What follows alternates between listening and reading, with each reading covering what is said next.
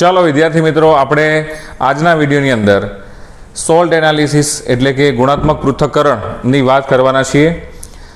આગળના વિડીયોઝની અંદર આપણે અનુમાપનો અને એના સિવાયના જે પ્રેક્ટિકલ છે એની વાત કરી ચૂક્યા છીએ. એટલે જો વિડીયો જોવાના બાકી હોય તો ચેનલની અંદર ચેક કરી લેજો. ઓલરેડી લેબોરેટરીનું જે પ્લેલિસ્ટ આપણે બનાવેલું છે એની અંદર બધા વિડીયો અવેલેબલ છે જ. પણ ઘણા બધા વિદ્યાર્થીઓની એવી ઈચ્છા હતી કે સોલ્ટ એનાલિસિસ એટલે કે ધન આયન ઋણાયન માટેનું જે પૃથ્થકરણ છે એ પૃથ્થકરણની અંદર જે ટેસ્ટ કરવાની હોય છે એના વિડીયોઝ અવેલેબલ છે, પણ બધા આડાવડા છે. તો બધું જો એક જ જગ્યાએ આપણને મળી રહેતું હોય તો એ સારી વાત ગણાય. એ તમારી તકલીફ ના થાય, તમને તકલીફ ના થાય, બધા વિડીયોઝ તમારે ચેક કરવા ના પડે, અથવા તો કોઈને એમાં તકલીફ હોય, બધી તકલીફોનું સોલ્યુશન આપણે આ વિડીયોમાં લઈને આવ્યા છીએ. તો આ વિડીયોની અંદર સોલ્ટ એનાલિસિસ માટે જે પણ ટેસ્ટ સારામાં સારી ઝડપી કરી શકાય એવી ટેસ્ટ અવેલેબલ છે માર્ગદર્શિકાની અંદર અથવા તો યુટ્યુબની અંદર, ગમે ત્યાં એ બધી કમ્બાઈન કરીને તમારા માટે એકદમ પાવર પેક સોલ્યુશન લઈને આવ્યો છું હું, બરાબર. તો એની અંદર બધા ડાઉટ્સ તમારા ક્લિયર થઈ જવાના છે. કોઈ પણ ડાઉટ અને એના પછી પણ રહેતો હોય તો તમે જણાવજો, આપણે એના ઉપર ચોક્કસથી વિડીયો બનાવીશું. તો ચાલો શરૂઆત કરીએ છીએ સોલ્ટ એનાલિસિસની. ગુણાત્મક પૃથ્થકરણ. તો બેટા, ગુણાત્મક પૃથ્થકરણની અંદર તમારા સિલેબસની અંદર, કોર્સની અંદર, પ્રેક્ટિકલ કોર્સ જે અવેલેબલ છે અંદર, એમાં ધન આયનો અને ઋણ આયનો આટલા મેન્શન કરેલા છે. એટલે તમને જે પ્રેક્ટિકલ આપવામાં આવશે એ આના અંદરથી જ હશે, બરાબર. તો એમાં આ જે દર્શાવેલ છે ધન આયનો અને આ દર્શાવેલ છે ઋણ આયનો, એનો અંદર ઉલ્લેખ કરવાનો થાય છે. એના આધારે તમને એના મેથ્સ દ્વારા અલગ અલગ પદાર્થો આપશે અકાર્બનિક ગુણાત્મક પૃથ્થકરણ કરવા માટે. તો એ પદાર્થો માટે ઘણા પદાર્થો તમારી જર્નલની અંદર એવા પ્રેક્ટિકલ સ્વરૂપે તમે કર્યા હશે, પોઝિટિવ નેગેટિવની સાથે, એઝ લાઇક ZnSO4 છે, લેડ એસિડ છે, વોટ એવર, ઘણા બધા છે. તો એના અનુસંધાનમાં બંનેની ટેસ્ટ આપણે અલગ અલગ રીતે કરીએ છીએ.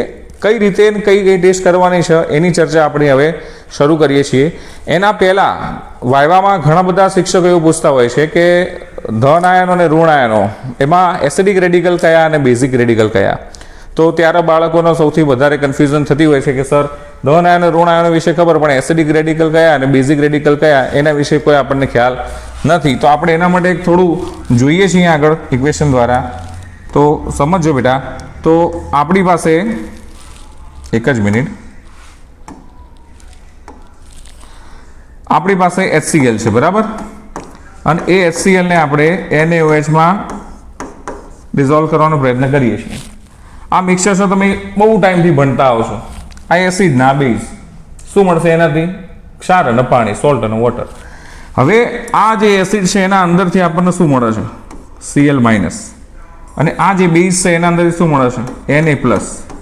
આ ખાલી તમને યાદ રાખવા માટે, સમજવા માટેની એક ટ્રીક સમજો કે પછી કોઈ કોન્સેપ્ટ સમજો, એના આધારે તમે જવાબ આપી શકશો. બહુ ધ્યાન આપજો.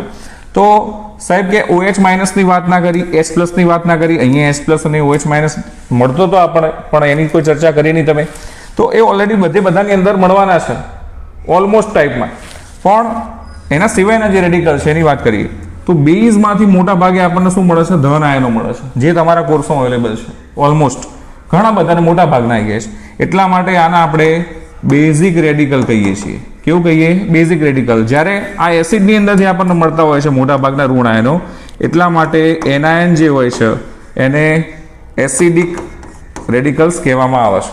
એટલે આટલું તમને ખ્યાલ હોવો જોઈએ કે ધન આયનો છે એ કઈ ટાઈપના છે અને ઋણ આયનો છે એ કઈ ટાઈપના છે. તો આના આધારે તમે વિચારી શકો અને જવાબ પણ આપી શકો, બરાબર. તો હવે આપણે ટેસ્ટ ઉપર આગળ જઈએ છીએ. એમાં ફર્સ્ટ આટલી બાબતોનું તમને થોડું ધ્યાન હોવું જોઈએ. તો આ બધું અવેલેબલ છે જ બેટા માર્ગદર્શિકાની અંદર. હું કોઈ પણ જાદુ લઈને નહીં આવ્યો. અહીંયા જે પણ ડેટા તમે જુઓ છો એ ડેટા તમારી માર્ગદર્શિકા એટલે કે પ્રાયોગિક પ્રેક્ટિકલ બુક, તમારી મેન્યુઅલ જે તમે કહો છો એની અંદર અવેલેબલ છે જ. પણ એ મેન્યુઅલની અંદરથી જે મહત્વના ટોપિક છે એ એક સાથે લેવાનો પ્રયત્ન કર્યો છે. મોટામાં મોટો પ્રશ્ન સાહેબ, આ બધું તમે કરાવો છો તો ખબર પડી જશે, પણ કરવાનું ક્યાં આગળ, લખવાનું ક્યાં આગળ, કઈ રીતે? તો આ જેટલી પણ ટેસ્ટ છે બધી તમે અંદર મોટા પાયે નિબંધ સ્વરૂપે જુઓ છો, માર્ગદર્શિકામાં આપેલી છે સોલ્ટ એનાલિસિસમાં, બરાબર, પૃથ્થકરણની અંદર. તો તમને જ્યાં જગ્યા મળે ત્યાં આગળ આ બધાએ લખી શકો તમે. પરીક્ષાની અંદર પણ લઈ જાઓ તો એનો કોઈ વાંધો નહીં, કેમ કે ઓલરેડી આપણે કંઈ ખોટું કામ કરવાનું નહીં. અવેલેબલ છે જ, પણ એ મોટા પાયે ટેસ્ટ અંદર આપેલી છે નિબંધલક્ષી, એને આપણે શોર્ટમાં લખવાની છે. એટલે જેટલા પણ અહીં આગળ ચાર્ટ બનાવવાનો છું એ ચાર્ટ તમારે માર્ગદર્શિકામાં લખવા હોય તો લખી શકાય, એક્ઝામમાં કોઈ એનો ઇસ્યુ આવતો નથી. બરાબર, કોઈ એક્સ્ટ્રા મટીરિયલ બનાવીને સાથે ના લઈ જઈ શકાય, તો એનું ખાસ ધ્યાન આપવું. માર્ગદર્શિકામાં બધું લખવાનો આગ્રહ રાખી શકો તમે. તો એમાં આપેલું જ છે, આ બધા પેજ નંબર તમે જોશો એટલે ખ્યાલ આવશે. તો એમાં ઓલમોસ્ટ તમને જે પદાર્થ આપવાના છે એમાં ઘણા બધા એવા હોય છે જે કલરલેસ મીન્સ રંગ વગરના, મતલબ એવો નહીં બિલકુલ રંગ વગરના, વ્હાઇટ કલરના હોય છે જેમાં કોઈ સ્પેસિફિક રંગ હોતો નથી. પણ એના સિવાયના ઘણા બધા એવા પદાર્થો લેબની અંદર તમને આપતા હોય છે પ્રયોગની અંદર. તો એવા બધા રંગીન આયનોવાળા હોય છે, એના કારણે પદાર્થ જોવાથી જ તમને ખ્યાલ આવી જાય આશરે કે મે બી આ આયનવાળો પદાર્થ તમારે હાજર હશે. તો એના માટે આનું લિસ્ટ તૈયાર કર્યું છે આપણે. આના સિવાયના પણ હોય છે કે ઘણા બધા, પણ મેઇન જે આપવામાં આવતા હોય બધા આવ્યા છે. તો Cu+2 હોય, જેને ખરેખર સારામાં સારા કર્મો કર્યા છે એને 100% CuSO4 જ મળશે, યાદ રાખજો. કેમ કે કોપર સલ્ફેટ જેવું જોશો તરત જ ખ્યાલ આવી જશે. એકદમ બ્યુટીફુલ કમ્પાઉન્ડ હોય આપણી લેબોરેટરીનું તો કોપર સલ્ફેટ છે, ભૂરા કલરનું, આકાશનો જે કલર છે વાદળી રંગ, આસમાની રંગ, એ રંગનું તમને ઘાટા કલરનું દ્રાવણ અહીં આગળ મળશે. Cu+2 હાજર હશે તો. બરાબર બેટા. એ જ રીતે Fe+2 હોય તો આછો લીલો, +3 હોય તો આછો કથ્થાઈ પીળો, Mn+2 હોય તો ગુલાબી, થોડો વ્હાઇટ કલરનો પદાર્થ હશે ને એમાં થોડા નાના પાર્ટિકલ હશે ગુલાબી કલરના. એટલે 99% એ સમજી શકાય કે એમાં Mn+2 હશે, મેંગેનીઝ. ઓકે. બ્લુઇશ ગ્રીન દેખાતો હોય તો, લીલાશ પડતો રંગ થોડો દેખાય તો Na+2 હાજર હોઈ શકે. એ જ રીતે પીળો કલર હોય તો CrO4-2, Cr2O7-2, નારંગી કલર, એના આધારે આપણે ડાયરેક્ટ સમજી શકીએ. બરાબર. બાકીના જે આયનો છે બધા કેવા છે તો ઓલમોસ્ટ એ સફેદ કલરના તમને જોવા મળશે. હવે આપણે ટેસ્ટ ઉપર જઈએ છીએ સમય બગાડ્યા વગર. તો આ જે બધા ચાર્ટ તમારા માટે બનાવ્યા છે એ તમારી કન્ફર્મ ટેસ્ટના ચાર્ટ છે. તો કન્ફર્મ ટેસ્ટથી તમને શું ખ્યાલ આવશે? તમને જે પદાર્થ આપે છે અજ્ઞાત પદાર્થ, તમારો અજ્ઞાત અકાર્બનિક પદાર્થ, એની અંદર કયા ધન આયન કયા ઋણ આયન, મતલબ બે આયનો જ છે. એક પદાર્થ આપશે એમાં બે આયનો, એક ધન આયન એક ઋણ આયન, કયો હશે? તો આ ટેસ્ટ દ્વારા તમે ફાઇનલી કન્ફર્મ કરી શકશો. આવો પ્રશ્ન આવ્યો કે સર અમને ટેસ્ટમાં ખબર પડી જશે, ચાર્ટ પ્રમાણે ટેસ્ટ આવી જશે, બતાવવા કઈ રીતે જવાની? તો એક્ઝામની અંદર નેગેટિવ જે આયન છે એની ટેસ્ટ તમે ડાયરેક્ટ બતાવવા જવું તો જઈ શકો, નો પ્રોબ્લેમ. પણ પોઝિટિવની સીધી આ ચાર્ટમાં કરેલી ટેસ્ટ હોય બતાવવા જવાય નહીં, બિકોઝ ઓફ એના પહેલાં ગ્રુપ ટેસ્ટ કરવી પડે. તો પરફોર્મન્સમાં આપણે ભલે નેગેટિવની પહેલાં કરવાનો આગ્રહ રાખવાનો. મારું પર્સનલ સજેશન તમને કે એક્ઝામમાં જ્યારે પણ તમે જાઓ પ્રેક્ટિકલમાં, ત્યાં આગળ નેગેટિવ જે સોલ્ટની આપણે ચાર્ટ અહીં આગળ બતાવવાના છે એના પ્રમાણે ફોલો કરીને જે નેગેટિવ આયન બતાવે એની ટેસ્ટ ટ્યુબ લઈને સાહેબ જોડે બતાવવા જવાનું. જ્યારે તમે લઈને જાઓ છો એટલે જે ટેસ્ટ કર્યો છે ને જે ટેસ્ટ પકડાયો છે એ યાદ રાખીને જવાનું બેટા. કેમ કે પૂછશે સર કે તમે કઈ ટેસ્ટ કરીને આવ્યા છો, તો એ ટેસ્ટ જે તમે કરી છે એ બોલીને પછી તમારું ત્યાં આગળ ઓબ્ઝર્વેશન લેશે એ રહ્યા. તો એ ટેસ્ટ નેગેટિવની તમે સીધી બતાવી શકો, એમાં કોઈ ડાઉટ નહીં. પણ પોઝિટિવની ટેસ્ટ કરી રાખવાની, ખબર પડી જાય શાંતિથી ટેસ્ટ ટ્યુબ મૂકી રાખવાની, બતાવવા જવાની નહીં. સપોઝ કોઈ વિદ્યાર્થીને Pb+2 પકડાય છે, તો Pb+2 પકડી ગયું આપણા ચાર્ટની મદદથી, તો ડાયરેક્ટ બતાવવા જવાય નહીં. એ Pb+2 તમને ખબર હોવી જોઈએ, ગ્રુપનો ચાર્ટ અવેલેબલ છે અંદર. તો એ ગ્રુપના ચાર્ટની અંદર સમૂહ 0 થી લઈને 1, 2, 3, 4, 5 અને 5B અથવા તો 6, છેલ્લા મેગ્નેશિયમ+2, 0 ની અંદર NH પર પ્લસ મળે છે. બરાબર. તો આ જે ગ્રુપ છે ટેસ્ટ, એની અંદર Pb+2 જો તમારે આવ્યો હોય તો સમજી લેવાનું કે તમે પહેલો અથવા તો બીજો બંનેમાં આવે છે Pb+2, તો પહેલા સમૂહમાં આવે ને બીજા સમૂહમાં આવે, તો એનો ટેસ્ટ કરવો પડે અને એ બતાવવા જવું પડે. તો પ્રોબ્લેમનું સોલ્યુશન શું? કેમ કે સાહેબ આટલો બધો ટાઈમ તો ક્યાં આગળ વેડફીએ, બધા ગ્રુપ ટેસ્ટ કરવા જઈએ? કે ગ્રુપ ટેસ્ટમાં ઓલરેડી 3 વાર તમારે મૂળ દ્રાવણ લઈને પ્રયોગ કરવાનો થાય છે. બરાબર. એ ગ્રુપ ટેસ્ટની વાત આપણે કરવાની છે નેક્સ્ટ વિડીયોની અંદર, એના માટે અલગથી જોવો પડશે. આ વિડીયોમાં બધું થાય એવું નથી. બરાબર. તો સાહેબને ક્યારે બતાવવા જવાનું, કઈ રીતે બનાવવા જવાનું, શોર્ટ ટ્રીક તમને આપું છું, મગજમાં યાદ રાખજો. ટેસ્ટ પોઝિટિવની કરી દેવાની, ચાર્ટથી સાઈડમાં મૂકી દેવાની, પછી ગ્રુપ ટેસ્ટ કરવાની. કેમ કે તમને આવા આઈડિયા આવી ગયો છે કે Pb+2 હાજર છે અથવા તો Cu+2 હાજર છે કોઈ વિદ્યાર્થીને, તો જે સમૂહની અંદર Pb+2 હોય એ જ સમૂહની ટેસ્ટ કરીને સરને બતાવી આવવાની. સપોઝ મારા Pb+2 આવ્યું કન્ફર્મ ટેસ્ટમાં, આમાં ખબર પડી ગઈ મને મારા Pb+2, તો હું શું કરીશ? સમૂહ કસોટીઓ જે છે મારી એમાં ખાલી Pb+2ની જ કરીશ. અને એ સમૂહ મારો ખબર છે મને પહેલો સમૂહ જ છે, તો એ સમૂહની ટેસ્ટ કરીને બતાવવા જવાનું. અને પહેલી સાઇન કરાવી લેવાની કે સર સમૂહ કસોટીમાં પહેલો સમૂહ હાજર Pb+2 હાજર હોઈ શકે. હાજર છે એવું કહેવાનું નહીં, પહેલાં કન્ફર્મ ટેસ્ટ થાય ત્યારે જ હાજર છે એમ કહી શકો. બાકી હાજર હોઈ શકે તો તમે Pb+2 હાજર હોઈ શકે એવું કહેશો અને કન્ફર્મ કરશો એટલે ત્યાં ડન થઈ ગયું. પછી થોડા સમય પછી તમારે પેલી Pb+2 વાળી ટેસ્ટ કરેલી હોય આ ચાર્ટ મુજબ એ બતાવવા જવાની. ધન આયનનો પ્રેક્ટિકલ પૂરો, ઋણ આયનનો તમે પહેલાં પરફોર્મ કર્યો તો ઓલ ઓવર આખો પ્રેક્ટિકલ પૂરો. શાંતિથી લખવાનો છે. લખવાની બહુ મોટી મગજમારી છે, એનો વિડીયો નેક્સ્ટ ટાઈમ આવવાનો છે. જોજો, જબરજસ્ત મજા આવવાની છે. એકદમ બિલકુલ 0 યાદ રાખવાનું છે, કશું. ચલો વિદ્યાર્થી મિત્રો, તો સોલ્ટ એનાલિસિસ એટલે કે ગુણાત્મક પૃથ્થકરણની અંદર આપણે ઋણાયન ટેસ્ટ વિશે અત્યારે અભ્યાસ કરવાના છીએ. તો ઋણાયનના ટેસ્ટ સૌ પ્રથમ બતાવવા વધારે સહેલા છે બાળકો. કેમ કે ધન આયન અને ઋણાયન બંનેના ટેસ્ટમાં ઋણાયનના ટેસ્ટ તમે જ્યારે તમે આ કન્ફર્મ ટેસ્ટ આ ચાર્ટના અંદરથી કરશો એટલે સીધા બતાવવા જઈ શકો છો. કેમ કે એમાં કોઈ ગ્રુપ કે એવું હોતું નહીં, બરાબર. જ્યારે તમે ધન આયનના ટેસ્ટ પહેલાં કરવાનો પ્રયત્ન કરશો તો ડાયરેક્ટલી આ ચાર્ટ ઉપરથી ધન આયનના ટેસ્ટ બતાવવા જઈ શકાય નહીં.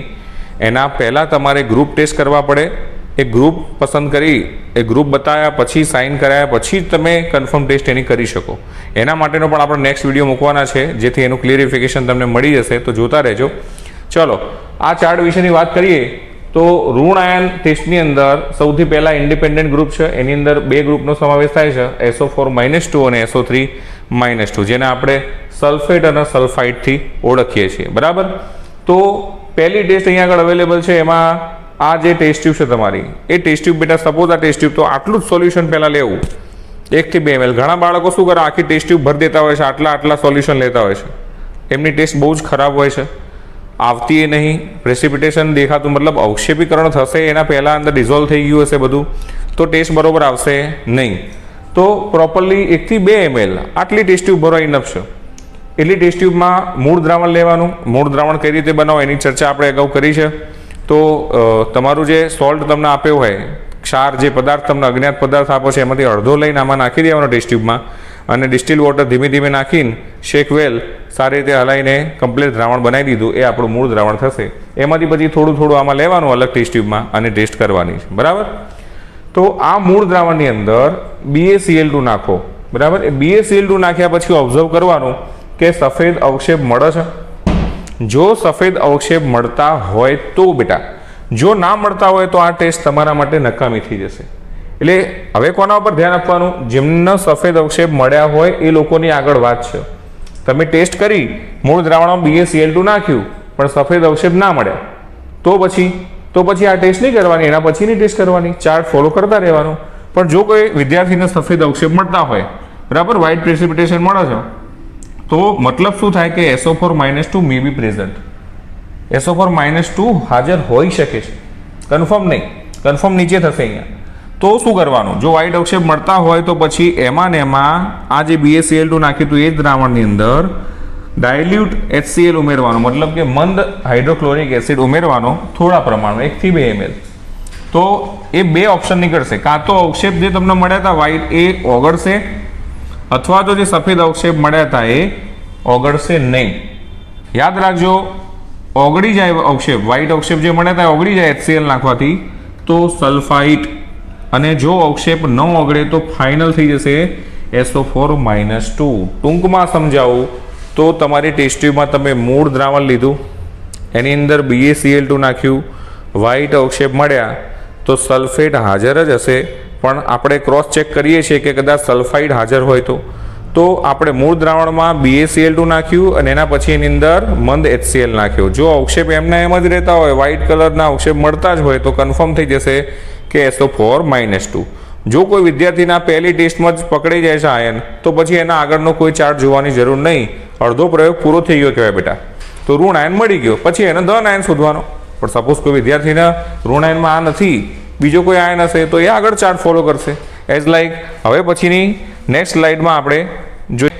સેકન્ડ, સાંદ્ર સલ્ફ્યુરિક એસિડ સાથેના જે ગ્રુપ આપણા કોર્સની અંદર છે ઋણ આયનોમાં, એની ચર્ચા કરવા જઈ રહ્યા છીએ આપણે. તો એની અંદર કયા કયા છે તો યાદ રાખજો, વાયવાની અંદર પણ પ્રશ્નો પૂછતા હોય છે ઘણીવાર કે ભાઈ સાંદ્ર સલ્ફ્યુરિક એસિડ ગ્રુપ કયા કયા છે. તો એ રેડિકલ્સની અંદર Cl-, Br-, I-, NO3- અને એસિટેટ આયન હાજર હોય છે. આ બધા જ સાંદ્ર સલ્ફ્યુરિક એસિડ દ્વારા જે કસોટી કરતા હોય છે એના અનુસંધાનમાં તમને પ્રાપ્ત થતા હોય છે, એટલા માટે એમનો સમાવેશ આ ગ્રુપની અંદર કરેલો છે, બરાબર. તો એમાં આપણે સૌ પહેલાં જે ટેસ્ટ કરવાની છે એની અંદર એક ટેસ્ટ ટ્યુબ લેવી, સાફ કરેલી, એકદમ ડિસ્ટિલ વોટરથી સાફ કરો તો વધારે પડતું સારું, બરાબર. તો એમાં મૂળ દ્રાવણ જો લેવાનું 1 થી 2 ml થોડું આટલા જ પ્રમાણમાં લેવાનું, અને એમાં તાજો બનાવેલો ફ્રેશલી પ્રિપેર્ડ FeSO4 નું દ્રાવણ ત્યાં તાજું બનાવેલું જશે બેટા. આ FeSO4 નું દ્રાવણ જો હાજર ના હોય તો તમે પણ જાતે બનાવી શકો, લેબમાં હશે જ 100%, પણ ના હોય તો કઈ રીતે બનાવો એ પણ હું તમને શીખવું છું. એક નાનું બીકર લઈ લેવું, એમાં FeSO4 સોલિડ હશે, ત્યાં આગળ સબસ્ટન્સ હાજર જ હશે, તો એની બોટલમાંથી સોલિડ થોડો લઈ લેવાનો, એની અંદર તમારે થોડુંક ડિસ્ટિલ વોટર નાખવાનું અને ઓગાળવાનો પ્રયત્ન કરવાનો, પણ સાથે ડ્રોપર અથવા પીપેટ દ્વારા સાંદ્ર સલ્ફ્યુરિક એસિડના 2-3 ડ્રોપ પાડી દેવાના, જેથી એને એસિડિક માધ્યમ મળી રહે. આવું ના કરીએ તો શું થાય સર? જો આવું ના કરો તો પછી અંદર જે FeSO4માં Fe+2 હશે એ હવાના કારણે ઓક્સિડાઇઝ થઈ જશે, ઓક્સિડેશન થશે અને એનું Fe+3માં કન્વર્ટેશન થઈ જશે. એ તમારી નજર સમક્ષ તમે જોશો કે FeSO4નું જે દ્રાવણ તમે બનાવવા જઈ રહ્યા છો એનો કલર બદલાઈ જશે, એટલે તમારા માટે નકામું થઈ જશે, પ્રોપર ટેસ્ટ આપશે નહીં. તો પ્રોપર ટેસ્ટ માટે શું કરવું? તો FeSO4નું દ્રાવણ બનાવવા માટે મેં તમને હમણાં જ કીધું, એસિડિક માધ્યમ એડ કરવા માટે H2SO4ના 2-3 ડ્રોપ નાખી દેવાના અને પછી ડિસ્ટિલ વોટર નાખીને એને હલાવતા રહેવાનું અને સોલ્યુશન બનાવી દેવાનું. આ તમારું તાજું બનાવેલું FeSO4નું દ્રાવણ કહેવાશે, બરાબર. તો એ FeSO4 આપણે આની અંદર નાખશું. કેટલું નાખશું? 1 થી 2 ml જેટલું. અને એ જે ટેસ્ટ ટ્યુબ તમારી મળી એને ખાસ આવી રીતે ટેસ્ટ ટ્યુબ હોલ્ડર, એટલે તમારું જે ટેસ્ટ ટ્યુબ પકડવાનો ચીપિયો છે એના આધારે પકડશું, કેમ કે સાંદ્ર સલ્ફ્યુરિક એસિડ જલદ હોય બેટા, તમને ક્યાંક નુકસાન થઈ શકે એમ, તો હાથથી ના પકડો તો સારું રહે. તો ટેસ્ટ ટ્યુબ હોલ્ડરની મદદથી આપણે આ ટેસ્ટ ટ્યુબ પકડી અને એને ત્રાસી રાખીશું. આ ટેસ્ટની સૌથી વધારે અગત્યની બાબત આ જ છે, બિકોઝ ઓફ સૌથી વારંવાર ટેસ્ટ હોય આ બંને ચાર્ટ, ધન અને ઋણાયનમાં સૌથી ભારે ટેસ્ટ આ જ છે, એટલે આના પર બહુ ધ્યાન આપજો બેટા. સૌથી વધારે હેરાન કરે એવી ટેસ્ટ.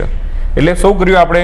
તો ટેસ્ટ ટ્યુબની અંદર મૂળ દ્રાવણ લીધું, એ મૂળ દ્રાવણની અંદર તાજો બનાવેલો FeSO4 નાખ્યો. કેટલો નાખ્યો?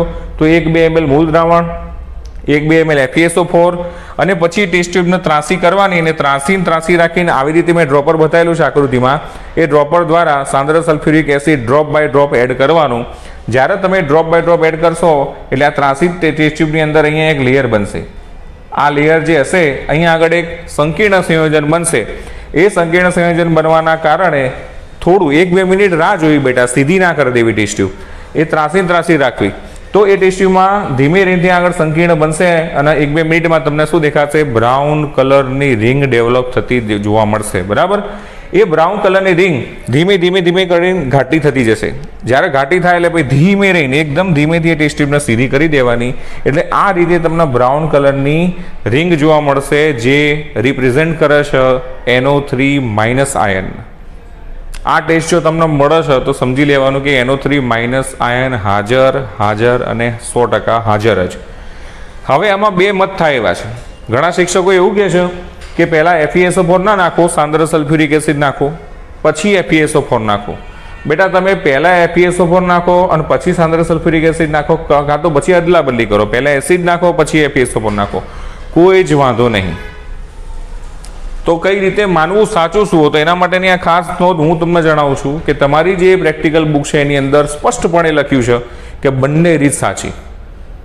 જો આ રીતે તમને રિંગ ના મળતી હોય તો બીજી રીતે તમે કરી શકો. પહેલાં એસિડ નાખવાનો, પછી ડ્રોપરથી ધીમે FeSO4 એડ કરવાનો. બંનેની ગમે તે રીતે તમે રિંગ ટેસ્ટ કરી શકો. તમારે જેમાં રિંગ ટેસ્ટ આવતી હોય એમાં નાઇટ્રેટ આયન તમે શોધી શકો. એટલે બંને રીત સાચી છે. લેબ મેન્યુઅલની અંદર કમ્પ્લીટલી અંદર સ્પષ્ટપણે આપેલું છે, તમે ચેક કરો તો ચેક કરી શકો છો. આપણે બુક દ્વારા જ અભ્યાસ કરીએ છીએ મુખ્ય રીતે. તો આ ટેસ્ટ પરફોર્મ કરશો અને બ્રાઉન રિંગ તમને મળી જશે તો સમજી લેવું કે બ્રાઉન રિંગના કારણે NO3- એટલે નાઇટ્રેટ આયન હાજર છે. NO3- એટલે નાઇટ્રેટ કહેવાય, NO2- હોય તો નાઇટ્રાઇટ કહેવાય, યાદ રાખજો.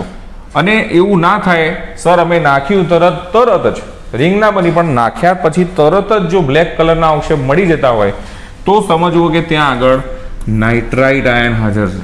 NO2- યાદ રાખજો, બ્લેક પીપીડીઝ તમને મળતા હોય તો NO2- પ્રેઝન્ટ કહી શકાય.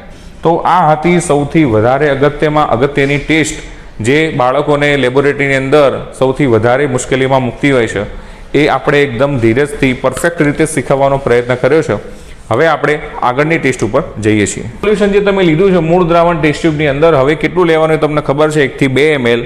એ દ્રાવણની અંદર સાંદ્ર સલ્ફ્યુરિક એસિડ નાખવાનો છે, 2 થી 3 ડ્રોપ એની અંદર AgNO3 નાખવાનો છે. હવે આ જે તમે AgNO3 નાખવાના છો એ ઓલમોસ્ટ તમને લેબની અંદર કાળી બોટલમાં જોવા મળશે, અલગથી જ મૂકેલો હશે બ્લેક બોટલની અંદર, બરાબર. તો AgNO3 નું દ્રાવણ તમે નાખશો તરત જ તમને 3 ઓપ્શન મળશે, કાં તો વ્હાઇટ અવક્ષેપ આવશે, કાં તો પછી આછા પીળા અવક્ષેપ આવશે, કાં તો પછી ઘાટા પીળા અવક્ષેપ આવશે. આ ત્રણેયની અંદર સમજ્યા તમે? કાં તો વ્હાઇટ પીપીટીઝ મળશે, કાં તો પછી લાઇટ યલો પીપીટીઝ મળશે, કાં તો પછી ડાર્ક યલો પીપીટીઝ મળશે તમને. એ પ્રેસિપિટેશન જ્યારે થાય છે, અવક્ષેપન થાય છે એનું, એમાં ત્રણમાંથી જે મળશે એ પ્રમાણે તમારું આયન હાજર હશે. જેમ કે સફેદ અવક્ષેપ મળશે તો ક્લોરીન આયન હાજર, ક્લોરાઇડ આયન હાજર, સોરી. અને જો આછા પીળા અવક્ષેપ મળશે તો Br માઇનસ બ્રોમાઇડ આયન. એ જ રીતે ઘાટા પીળા અવક્ષેપ મળશે તો I માઇનસ આયન હાજર હશે. કોઈ વિદ્યાર્થી કે સર અમારે તો આ ટેસ્ટ કરવાથી કશું જ ના આવ્યું, તો મતલબ શું થાય? બેટા આગળ વધો, જેટલો ચાર્ટ છે એટલો ફોલો કરવો પડશે જ્યાં સુધી તમને ટેસ્ટ નથી મળતી ત્યાં સુધી, બરાબર. ટેસ્ટ મળે તો ત્યાં આગળ અટકી જવાનું, એના પછીના ટેસ્ટ ફોલો કરવાની જરૂર નહીં, કેમ કે ઋણ આયન પકડાઈ ગયો તમારે. પછી ધન આયનના ટેસ્ટ કરવાના છે. એટલે ઋણ આયનની અંદર આ હતી તમારી Cl માઇનસ, Br માઇનસ અને I માઇનસ માટેની ટેસ્ટ. હવે નેક્સ્ટ ટેસ્ટ ઉપર જઈએ છીએ આપણે. તો ટેસ્ટ ટ્યુબ એની અંદર મૂળ દ્રાવણ લઈ એમોનિયમ મોલિબ્ડેનમનું દ્રાવણ નાખવાનું છે. આ લેબની અંદર અવેલેબલ હશે જ, ના હોય ના મળે તો તમે શિક્ષકને પૂછી શકો કે આ દ્રાવણ સર ક્યાં આગળ મળશે, બરાબર. તો એનું સોલ્યુશન તમે જ્યારે અંદર નાખશો ત્યારે તમને જો પીળા અવક્ષેપ મળતા હોય, રેર કેસમાં બેટા આ ટેસ્ટ આવતી હોય છે, બહુ વધારે પડતા પ્રેક્ટિકલ્સ આના હોતા નહીં, આની ટેસ્ટ બીજે બધા અવેલેબલ પણ હોતી નહીં, પણ આપણે પ્રયત્ન કર્યો છે કે આનાથી તમે સારી રીતે આ ટેસ્ટ કરી શકો. જો તમને પીળા અવક્ષેપ પ્રાપ્ત થતા હોય તો સમજી લેવાનું PO4-3 હાજર છે. આ PO4-3 રેર કેસમાં તમને પૂછાતો હોય છે, ધ્યાન આપજો બેટા. ચલો હવે નેક્સ્ટ. સાંદ્ર સલ્ફ્યુરિક એસિડમાં આપણે અત્યાર સુધીની ટેસ્ટ જોઈ લીધી. હવે પછી મંદ સલ્ફ્યુરિક એસિડ વાળા ગ્રુપ છે એ રેડિકલ્સ જે આવવાના છે એની આપણે ચર્ચા કરવાની છે. તો એની અંદર CO3-2 કાર્બોનેટ આયન, પછી S-2 NO2- અને SO3- જેની ચર્ચા આગળ થોડી આવી ગઈ છે આપણે. આ NO2- ની આવી ગઈ અને SO3-2 ની પણ આવી ગઈ. તો ધ્યાન આપજો એમાં. હવે પછીની ટેસ્ટ એમાં મૂળ દ્રાવણ, એની અંદર મંદ સલ્ફ્યુરિક એસિડ, યાદ રાખજો મંદ સલ્ફ્યુરિક એસિડનો ઉપયોગ કરવાનો છે. આને હેન્ડલ કરવા માટે તમે ડાયરેક્ટલી ટેસ્ટ ટ્યુબ હોલ્ડર નહીં પણ ડાયરેક્ટ ટેસ્ટ ટ્યુબ પકડો તો પણ વાંધો આવશે નહીં. એ મંદ સલ્ફ્યુરિક એસિડ તમે જ્યારે નાખશો અને તમને તરત જ જો CO2 ના ઉભરા દેખાશે તો CO3-2 કાર્બોનેટ આયન હાજર જણાશે બેટા. આમાં મુખ્ય કાળજી શું રાખવાની? ઘણા બધા બાળકો શું કરશે, એમના ટેબલ ઉપરથી મૂળ સોલ્યુશન લઈને જશે અને મંદ સલ્ફ્યુરિક એસિડ જો ટેબલ ઉપર નહીં તો બીજા કોઈના ટેબલ ઉપર શોધવા જઈને ત્યાં આગળ શું કરશે, સલ્ફ્યુરિક એસિડ નાખીને આઈન પછી અવલોકન કરશે બેટા. હવે આ ટેસ્ટ એક ત્વરિત ટેસ્ટ, તમે જે મૂળ દ્રાવણ લીધું છે એની અંદર ઇન્સ્ટન્ટ તમે જે એસિડ એડ કર્યો છો સલ્ફ્યુરિક એસિડ મંદ, તો તરત જ તમારું અવલોકનકારની દ્રષ્ટિ ક્યાં હોવી જોઈએ? અવલોકન જ્યાં કરવાનું ત્યાં આગળ. તો ટેસ્ટ ટ્યુબ ઉપર તમારું ધ્યાન હોવું જોઈએ કે જેવો તમે એસિડ નાખો છો તરત ઉભરા આવે છે ને. જો CO2 ના ઉભરા આવતા હોય તો જ તરત જ તમને ખ્યાલ આવી જશે કે CO3-2 હાજર છે. કેમ કે આ લેબોરેટરી બેટા, અહીંયા સોડા શોપ નહીં તો ઉભરા છેક બહાર આવશે. તો અહીંયા આગળ ધ્યાન આપજો, અહીંયા આગળ તમારું એકદમ માઇક્રો ઓબ્ઝર્વેશન હોવું જોઈએ તો જ તમને એ ઉભરા દેખાશે, અધરવાઇઝ ઉભરા અહીં તરત સમી જશે. એટલે આ બાબતનું ખાસ ધ્યાન આપજો. એના પછીની ટેસ્ટ ઓરિજિનલ સોલ્યુશન, મતલબ કે મૂળ દ્રાવણ લેવું, એની અંદર લેડ એસિટેટ પેપર નાખવાનું છે. લેડ એસિટેટ પેપર કેવી રીતે બનાવવું તમને સમજાવું છું. તો લેડ એસિટેટનું જે દ્રાવણ લેબોરેટરીની અંદર હોય એમાં ફિલ્ટર પેપર નાખવાનું. ફિલ્ટર પેપર તમે માગશો એટલે મળી રહેશે ત્યાં આગળ. એ ફિલ્ટર પેપર એ લેડ એસિટેટમાં નાખીને પછી કાઢી લેવાનું. એ તમારું ફિલ્ટર પેપર રેડી થઈ જશે લેડ એસિટેટનું. કોઈ કે સર નહીં અવેલેબલ, તો કંઈ વાંધો નહીં બેટા, આ દ્રાવણ નાખી દેવાનું, તો એ ટેસ્ટ તો મળી જ જવાની છે. અને એની અંદર શું નાખવાનું છે? મંદ સલ્ફ્યુરિક એસિડ. એટલે જ્યારે તમે આ પદાર્થો એકબીજા સાથે મિક્સ કરશો ત્યારે જઈને તમને બે વસ્તુ જોવા મળશે. કાં તો પછી કાળો રંગ મળશે. જો કાળો રંગ અથવા કાળા અવક્ષેપ મળે તો સમજી લેવાનું S-2 હાજર છે. બ્લેક પીપીટીઝ મળે તો શું સમજ્યા? S-2 હાજર છે. અથવા તો ફરીથી તમને ઉભરા દેખાય છે, તો ઉભરા હોય તો CO3 -2 કે સર તમે આમાંય કીધું CO3 -2, આમાંય CO3 -2 કીધું. અમુક વિદ્યાર્થી મિત્રોને આ ટેસ્ટ ના આવતી હોય, કદાચ કોઈ ક્વેરી હોય એની અંદર, કોઈ એમને સોલ્યુશન સારું ના લીધું હોય કે ટેસ્ટ ટ્યુબ સારી ના હોય, તો આ ટેસ્ટમાં પણ એ પાછળથી આપણને આયન મળી શકે છે. બરાબર, તો આ રીતે ટેસ્ટમાં આગળ વધતા રહેવાનું છે, અને ટેસ્ટ તમારે આવી જાય તો પછી ત્યાં આગળ અટકી સરને બતાવી દેવાનું ઋણ આયન, તો ઋણ આયન તમારું ત્યાં કન્ફર્મ થઈ જશે. ચલો હવે નેક્સ્ટ. હવેની ટેસ્ટ છે એમાં તમારે સોલિડ જે પદાર્થ આપેલો છે ક્ષાર પાવડર સ્વરૂપે, એ પદાર્થ લેવાનો છે. એમાં મંદ NaOH નાખવાનો છે, સોડિયમ હાઇડ્રોક્સાઇડ બેઝ, અને થોડું પાણી નાખવાનું છે, ડિસ્ટિલ વોટર. બરાબર, ડિસ્ટિલ વોટર એટલે નિસ્યંદિત પાણી, શુદ્ધ પાણી, જેની અંદર કોઈ પણ પ્રકારનો ક્ષાર ના હોય એવું. બેટા આપણું રેગ્યુલર ટેપ વોટર ના લેવું. તમારી જે લેબોરેટરી સિંકના અંદર જે પાણી આવે છે એ પાણી લેવાનું નથી. તો આ પાણી તમે લેશો સાથે થોડા પ્રમાણમાં, એટલે તમને વિનેગર જેવી થોડી સ્મેલ આવશે, ખટાશવાળી સ્મેલ. જો એવી સ્મેલ આવતી હોય તો સમજવાનું કે એસિટેટ આયન હાજર છે. કયું હાજર છે? એસિટેટ આયન હાજર છે. બરાબર, આ બિલકુલ મંદ એસિડ હશે એ વખતની ટેસ્ટ, એટલે એનાથી તમે જો સપોઝ વોચ ગ્લાસમાં લઈને કરશો તો પણ વાંધો નહીં આવે, સ્મેલ તમે લઈ શકો છો, પણ આ લાસ્ટમાં કરવાની, પહેલાં નહીં કરવાની. ઓકે, તો એનાથી એસિટેટ આયન પકડાઈ જશે.